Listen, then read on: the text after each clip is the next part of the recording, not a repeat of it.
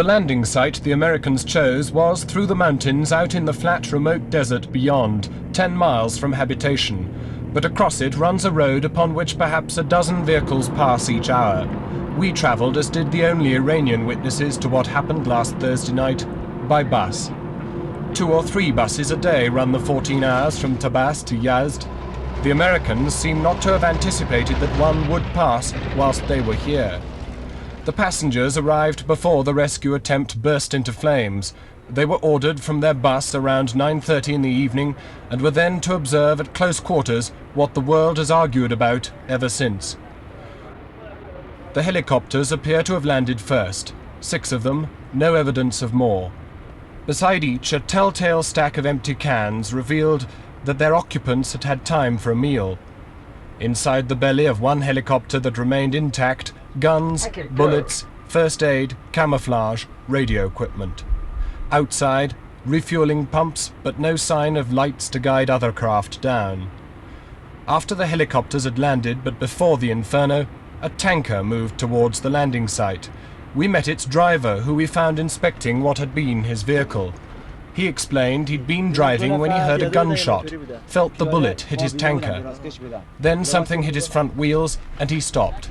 Then he saw 2 men in combat jackets, Americans, on their bellies moving with guns. A bullet shattered his windscreen, the glass cutting him about the eye.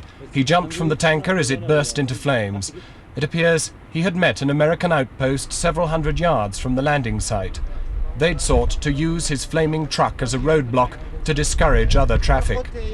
He then ran away, never saw flames in the distance, and put the time at 10:30 last Thursday night. The crash happened later. It was to result in the devastation of one of the massive transport planes and one of the helicopters. This is the core of the tragedy. First impressions might suggest that this is simply the wreckage of the giant C-130 transport plane.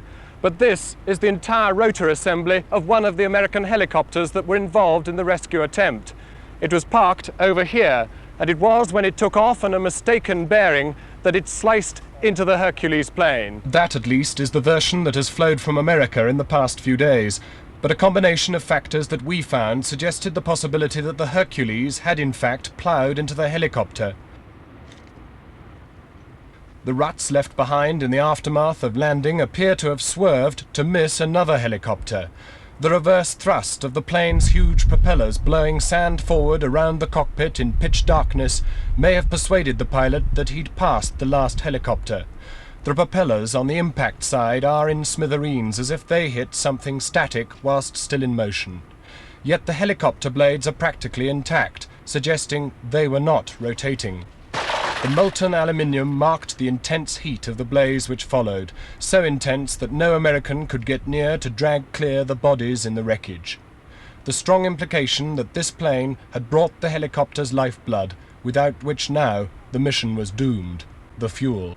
100 yards away, the only other tracks left by a plane, those of another Hercules, the plane by which the Americans were now to escape.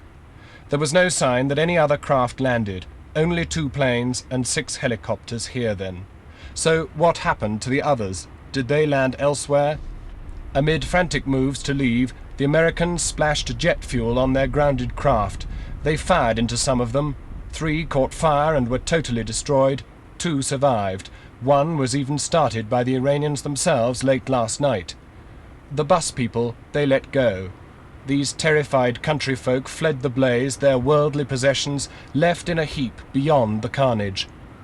And the Americans, crammed desperately into the belly of one surviving plane, lifted off, comforting 4 desperately burnt compatriots, abandoning a scene of utter hopelessness, and leaving behind any chance of rescuing 50 hostages held 400 miles beyond these desert wastes. Jon Snow, News at 10, at the American crash site in Iran.